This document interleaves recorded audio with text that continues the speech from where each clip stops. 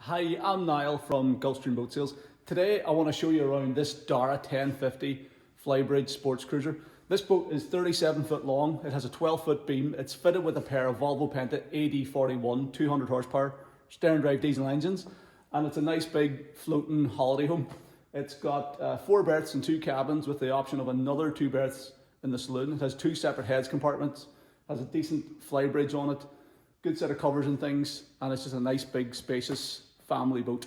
We're going to take a walk around the boat now. We're going to show you try and show you the condition that it's in, show you the features inside it, and just give you a better idea and hopefully help you to figure out whether it might be the right boat for you. So this Darragh 1050 was built in 1994, as far as we believe. It was built by Darragh Boats in County Monaghan here in Ireland, and it's a Colvick hull. Pretty sure it was a Colvick hull, so the hulls were produced by Colvick and the boats were fitted out by Darragh. This boat is currently here in Auchinver, County Fermanagh. It's in the shed because it was getting a wee bit of work done. Now, I was down at the boat last week, actually, whenever the work was ongoing, and I did a wee walk around to the hull then in daylight, so it might actually be a wee bit better. So what I'm going to do is I'll show you that footage of when I was here last week and we walked around the exterior. I'll not bother repeating myself now. And what we'll do now is we will jump inside it and walk you through the interior features. Just before we do that though, I will show you the works now complete. So the bellows have been replaced on both stern drives. These are the boat's fitted with a pair of Volvo Penta AD41 6-cylinder turbocharged 200 horsepower diesels, and they're matched up to these 290 dual-prop drives. And they look to be in pretty good condition. I mean, this boat, we have sort of limited history on it, and the current owner doesn't know the full history, but as far as we're aware, it spent the vast majority, if not all of its life in fresh water here in Ireland. And the drives and things look pretty good. So we've got brand new bellows on, fitted there. The props are in good condition. There's new anodes. The boat has been fully anti-foiled all the way around the hull and the drives. And it's sort of ready to go to the water for next season, for the 2022 season. So everything below the waterline is looking pretty smart. Stepping on board the boat at the stern, we've got a full width, well, almost full width swim platform, nice integrated swim platform. It's probably about 2 foot or so deep. It's easy to access the boat from the stern. And I'll just walk you through some of the features back here. We've got a nice lockable transom gate, so you can keep toddlers and pets safely on board in the cockpit. Totally flat floor going in there, and one wee step down into the saloon. We've got stern cleats here on the port and starboard side. We have little dinghy davits on the swim platform as well, with these standoff brackets, so you could stand your dinghy up across the transom. I don't think there's actually a dinghy with the boat, but it has the facility to mount one there. We pull out transom shower as well. You've got your covers. These covers were fairly recently fitted to this boat as well, certainly in the last 4 or 5 years, I think. You've got camper covers on the Flybridge, full cockpit enclosure aft, and matching screen wraps too. And then easy access into the cockpit. Now, a lot of the boats that we sell tend to be like the best on the market. That's what we try to strive for. You know, the nicest examples, they're immaculately clean and tidy, everything works on them, etc., etc. But the way the market is at the minute, there's not a huge amount of stock available. There is more demand for boats, and we're having to go a wee bit further afield to satisfy that demand. And this is one of those boats that we've agreed to take on because I know how hard it is to get decent boats. So it's not completely up to the Gulfstream's normal standards in that, you know, it's not an on-the-button boat, but then it is a 1994 boat, so, you know, it has some age to it. You're not really going to expect everything to be totally perfect on a boat of that age, and this falls into that category. It's the type of thing you're probably going to want to put your own touch on, your own spin on, you know, do a few modifications, you know, a wee bit of a sort of project type of thing, but it's been priced accordingly, and it is a good, sound, solid boat as far as I can tell. Obviously, you're more than welcome to have the boat surveyed. I would encourage you to have an independent survey done if you're thinking about buying the boat. I would encourage you to have a sea trial done as well to make sure everything's running properly. But yeah, I want you to sort of know what it is. It is priced very attractively. I think you'll agree. But you know, it's priced in accordance with its current condition, which certainly isn't bad. But you'll see as we go through, there's a few wee cosmetic things here and there that could definitely be taken care of if you wanted to have this boat looking just pristine, you know. So starting in the cockpit here, we've obviously got full standing headroom underneath the covers. You get this little Flybridge overhang that comes out here at decent length as well. A little light in it. You've got a sliding glass door giving you access into the saloon. We've got a little outboard bracket here, so you could hang an outboard there if you were using that for your dinghy on the transom, or I think the owner uses it for storing like brooms and mops and stuff like that. Works well at that. Also, we've got a locker in here, just a bit of a storage locker. We've got side deck access up the port and starboard side. We'll take a walk up there now shortly and show you what it looks like. What do we have in here? Gas locker, so you get your gas bottle in here. Bit of storage then on the other side with the shore power lead in there. Battery charger as well. Obviously got a full shore power system on this boat. The boat has a really good spec actually. It's got heating on board and all sorts of stuff. This is just a fixed seat. On this side, you've got a manual bilge pump there. You've got a heater outlet here as well. That said, the boat is I think it's an Eberspascher heating system, or Webasto, with an outlet in the cockpit so you can heat the cockpit. Access into the engine rooms, which we'll take a look at now shortly. And we've got a ladder giving you access up to the Flybridge on the starboard side, as well as side deck access up the starboard side there too. So let's have a look on the foredeck, and then we'll go up the Flybridge. So we just undo this, pull this cover out of the way, and you can get easy access up along the side deck. Guardrails come up to a nice height.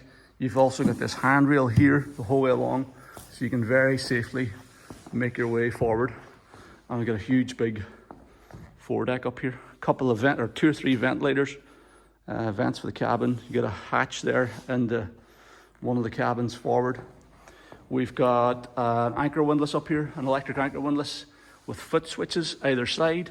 This big bollard here as well, Murren bollard. All the guardrails and stuff look good. Cleats and things are securely attached. There's a wee bit of a kink in this rail here. It's maybe been a rope's been pulled on it or something, I don't know, but there's a bit of a kink in that rail there, but the other rails look fine. You get the screen wraps on here at the minute as well, so you can see the matching screen wraps. We've got the cockpit covers on the Flybridge, and again, a nice wide walkway down along the starboard side too. What's this? It's a water filler there. We'll move back here, diesel filler. There's probably a matching one on the other side. So there you go, gel coat and everything up here. It could do with a good polish, a good cut and polish to get a nice shine back into it. But it's certainly not in bad shape. The decks are nice and solid. They don't feel spongy or anything whenever I'm walking around here. Everything feels good. And yeah, nice wide side decks. It is a huge boat. It's certainly for the asking price, you're getting a lot of boat for the money. So let's go and take a look on the Flybridge now. So it is a ladder up to the Flybridge, so you just have to be careful on it. But you've got a decent sized opening here, and it's only a few steps, 2 or 3 steps. There's everywhere you look, there's somewhere to grab a hold of, so easy enough to make your way up here. And then up in the Flybridge, we don't have full standing headroom underneath these covers, but we do have pretty much full sitting headroom. So we'll see. So I'm sitting up here, plenty of headroom. There's even a wee bit more there at the helm seat, so you can definitely sit up here without a problem. There's a radar arch that goes up over the top of this too, so the covers have been kept sort of just below that to make the boat look a bit sleeker. But this is a good set of covers as well. It means you can use the Flybridge no matter what the weather's doing. It has been reupholstered up here by the looks of things. Looks like fairly recent upholstery. Nice navy blue with a grey piping to it. So you got a nice wide bench across the aft end of the Flybridge. These look to be like filler cushions for maybe making up a bit of a sun pad area. They're in good condition as well. Or actually, no, tell a lie, they must be for down here. That's what they're for. They're definitely for down there, for the seats down there. And then we've got this bench that you can flip this way, so you can have sit up here if you're just lounging around. And then whenever the boat's underway, flip it that way, and you got like a triple wide helm seat up here. Flybridge helm is located on the centre line of the boat, so you get good visibility all the way around. You can also, well, it's not too great out the back actually, you sort of have to peek down through there to see where your transom ends. We got switch panels for the engines up here, so you can start and stop the engines, keep an eye on the rev counters, trim tab controls, trim indicators to show you what position the engine's in. I haven't been on board this boat on the water, haven't had a run it or anything yet, so I do not know how much of this equipment's working, but the owner tells me that the boat's running fine and going good and all the rest of it, so I presume that all the important bits and pieces are working. A cup holder here, but that would be something that we would have to check out if you're interested in buying the boat on a sea trial. So there you go, that's the equipment up here on the Flybridge. So there's your seat cushions in position here in the cockpit. So two nice sized benches, you'd easily get a couple of people on either side. Access into the saloon then is through this sliding glass door, and you get one wee step down in to the saloon. So nice spacious saloon here actually. We've got probably 2 or 3 person settee on the port side. We have a nice U-shaped lounger on the starboard side. That converts into a bed. I'm 99% sure that it does. We've got a helm station on the starboard side, twin wide helm seat, and a couple of steps down forward to the galley down. Then there's 2 cabins up forward of that as well. So it's a nice layout and a very spacious boat. We got a TV up here, fairly recent 12-volt TV. We've got a controller for our heating here. This is an Eberspacher controller, so 7-day timer for the heating. So it's 12-volt diesel fired heating, which is good. Outlets throughout the cabins and that one in the cockpit. We dehumidifier sitting in here. Get access. This is a huge big storage locker in underneath this seat here that swallows up a pile of gear. You just have to slide the seat back, I think, to access it.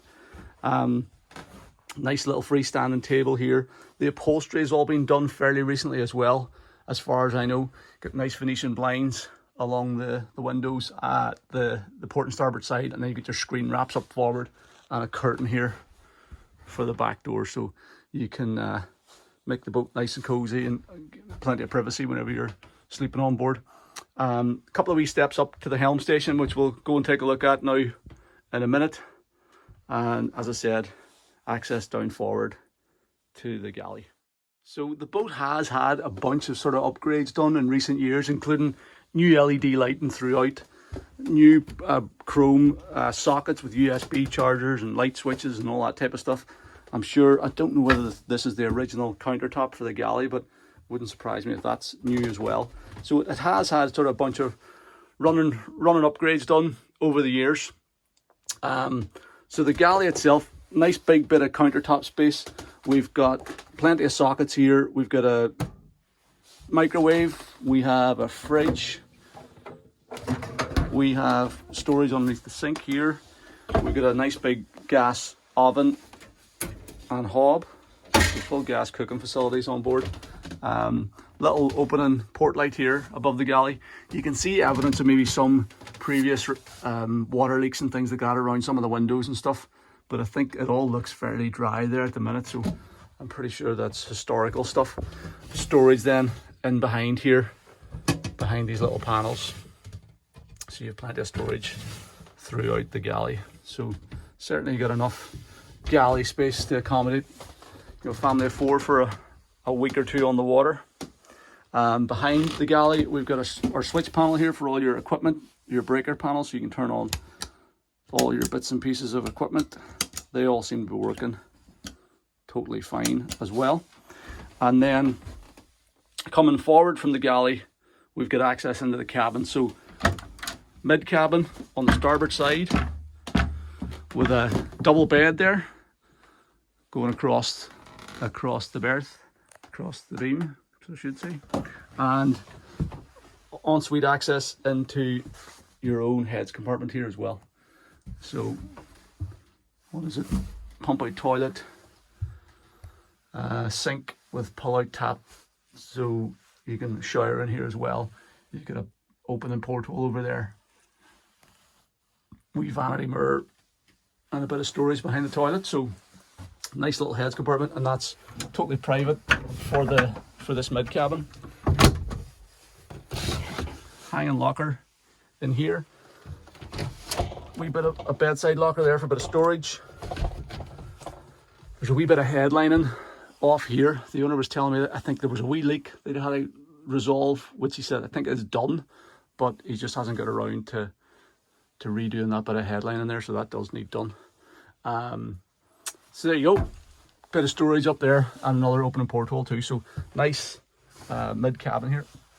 And then moving forward again, we have a little companionway giving you access up into the forward cabin, and another heads compartment here on the port side, which sort of works as your day head. So this is the one that you'll be using, your guests and things will be using. So decent sized heads compartment, Jabsco pump out toilet. Again, another sink, hot and cold running water with a lift out shower head, so you can shower in here as well. Nice wee vanity mirror, bit of storage and an opening porthole, and storage underneath the sink and things as well. So that's a decent, very good day heads. And then further forward, we have our fore cabin. So V-berth arrangement here with an infill to make it up into a double. You got a heater outlet there. Plenty of storage. All these are all storage lockers, and then an open porthole on both the port and starboard side. Little USB sockets throughout all the cabins. Another recent upgrade, you've got a 240-volt socket there as well, and another wee USB boy over there. Nice big storage locker in there, and yeah, it all looks nice and dry in here. This porthole's obviously nice and dry, no leaks or anything in this forward cabin. This boat also has a, well, that's your filler piece for filling in the bed here, and a bit of storage and stuff in there. And there is a bow thruster fitted to this boat too.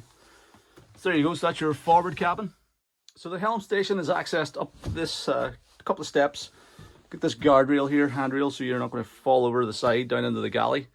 And we've got this support pole here in the centre of the saloon as well. So twin wide helm seat here, nicely upholstered to match the rest of the saloon. Again, I think this upholstery was all redone, the carpet and things was all redone in recent years. So all the soft furnishings are in nice condition.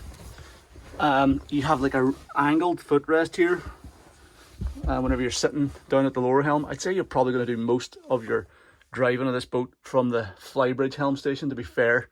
The visibility probably isn't phenomenal out of the lower helm station, but obviously you can use it. You've got all the controls down here. Turn on, you've got your Volvo trim instruments, you've got your trim tab controls here, you've got your trim switches for the stern drive trims, then you get your Volvo gauges. They would have had digital hour clocks in these at one stage, but they're not reading, which is fairly common on these Volvo instruments, so we don't know what the current engine hours are. And you got your bow thruster controller there as well. That's a bit better. Just turned on the flash. Unfortunately, because we're inside here in the shed and we've got the screen wraps and things on, I do apologise, it is a bit dark. But that's your trim tab, your Vetus bow thruster controller here as well. You've got a VHF radio, standard Horizon VH radio there, windscreen wiper motors and stuff, and the dash and everything is in nice condition. Nice steering wheel as well, nice aquamarine steering wheel, hydraulic steering. You've got your Volvo painted throttle and shifter here, and then below that we've got a little USB power socket, 12-volt power socket, and a wee 12-volt or a voltmeter there as well, voltage indicator. So it would be a nice comfortable helm seat, good support, back support, steering wheel and stuff falls easily to hand, and all your instruments are wrapped around you well. It's just there's quite a steep rake on the windscreen, which means that you're not looking through that big of an area. But listen, until you be out in the water, it'd be hard to say for sure. But yeah, nice helm station. Everything's lighting up here, so it looks like everything's functional. But again, this would be something that we'd have to check on a sea trial. Up above the dash then, in the headliner, we've got a bunch of other equipment and instruments. So we've got our fuel gauge here, water tank gauge. These look like fairly new gauges. We've got panel for turning on your nav lights and things with these little indicator lights to show whether you've got your lights on or off. That's the original Darragh 1050 panel. And then switches for fans, windscreen wipers, bilge pumps, stuff like that. This looks like a bunch of original Navico instruments, speed, depth and compass heading. I don't know whether they're working. To be honest, given the age of them, I'd be surprised if they are still functional, but maybe they are. Maybe they are. I think maybe the owner was telling me the depth works on it anyway. And then a wee Garmin GPS, but again, a bit of an antique item at this stage. Stereo there, which is working as far as I know, and a wee barometer. So there you go. Nice suite of stuff up above the helm. Let's take a quick look in the engine room as well. So this hatch here lifts up, it's hinged. So it lifts up on a couple of gas struts and gives you access into the engine room. This panel is also removable, but you have to lift it up out of the way because can't hinge because the ladder's in the way. So it's a bit more awkward to lift that one up. But we will we'll go down in here and show you around as best we can. So as I was saying earlier, the boat is fitted with a pair of Volvo Penta 8041 6-cylinder turbo diesel stern drive engines. They're 200 horsepower a piece, and they're matched up to those 290 dual prop drives, and they look to be in very nice condition. Cosmetically they look good. As I said, we're pretty sure this boat has spent, if not the entirety of its life, certainly the vast majority of its life in fresh water, and that always helps with keeping the mechanical bits in good condition. So engines look nice. I'm going to climb down in there now in a second, but before I do that, I just want to show you some of the other stuff. We've got a calorifier over here that's hooked up to the engine, so you get hot water whenever the engine's running. I think it also has a 240 volt immersion heater in it, so you can heat the water from the shore power. We've got an electrical panel here. This is a heater hose. We've got a diesel pre-filter over there. Filters bowl looks nice and clean. Again, this is a boat that has had a bunch of ongoing maintenance and upgrades over the years, so it's currently being used. It's certainly been in use to last. The current owner's had it for about 3 years, and he regularly used it, so that's always good. It's much better that a boat like this gets use than is left to stand around and do nothing. We've got a couple of greenhouse heaters fitted in here, so whenever the boat's in the water over the winter, it protects the engines from frost. Nice big lumps, these things. 6 cylinders, very, very reliable engine, recently serviced as well. They do tend to last forever. They have a great reputation, these 8041s. There's nothing in here that looks out of place. Doesn't look like any of the skin fittings or anything are leaking. All looks nice and clean and tidy. This is the starboard engine. Again, front pulleys and stuff look good. Easy access to your water pumps here and your raw water strainers if you need to clean those out. Filters are fairly easy to access as well on her. And that starboard engine looks as good as the port engine. They're starting on the button. I have heard the engine's running, but I haven't been out on board the boat. And everything else in here looks good. Bank of batteries here. They look fairly recent. Certainly these two here look pretty new. I think the owner did tell me something about replacing batteries recently. And there's your Airtronic Eversplasher heater as well, which is another recent installation within the last 3 years. So that's nice to have that on board too. So there you go, nice tidy engine room, loads of storage space in front of the engines or just for service access and working around there. And it's handy to have this hatch so you can lift that up and easily get down in for daily maintenance checks and things. And then for more in-depth work, just take that panel up as well. And you get great access around the motors. So there you go, that is the Darragh 1050 Flybridge sports cruiser with the pair of Volvo Penta 8041 200 horsepower diesels and a lovely spec bow thruster, Eversplasher heating with a 7-day timer, 2 separate heads compartments, which is nice, and a nice spacious family cruiser, good set of covers and things with it. Hopefully it's apparent from the video that you can tell what condition the boat's in. It is, to my mind, a very sound, straight boat that doesn't look like it's had any serious issues over the course of its life. Looks like it's the original engines in there. no serious hull damage or anything to report. Just a good, honest boat. Could definitely do with a bit of cosmetic tidying here and there. A few maybe leaks from one of the windows or something that I think have been resolved, but maybe there's a wee bit of cosmetic tidying up to be done afterwards. And it's been fully serviced. Stern drives, bellows, everything's been done. Engines were serviced during the summer, the owner was telling me. And it is ready to go to the water for the 2022 season. It's priced very competitively, I think, given what else is on the market and just how much boat you're getting for that money. So yeah, I think there's going to be pretty good interest in it. If you think it might be the boat for you, you're more than welcome to come and view it in person, to arrange a sea trial or a survey. That's not a problem whatsoever. Please don't hesitate to get in touch. If you do have any questions about the boat and you want to arrange a viewing and that type of thing, just give me a call on the number at the top of the website, or send me an email to sales@gulfstreamshop.com, or fill out the callback request form on this page of our site, and I'll contact you at a time convenient. Thank you very much for taking the time to watch this video. I hope you found it useful.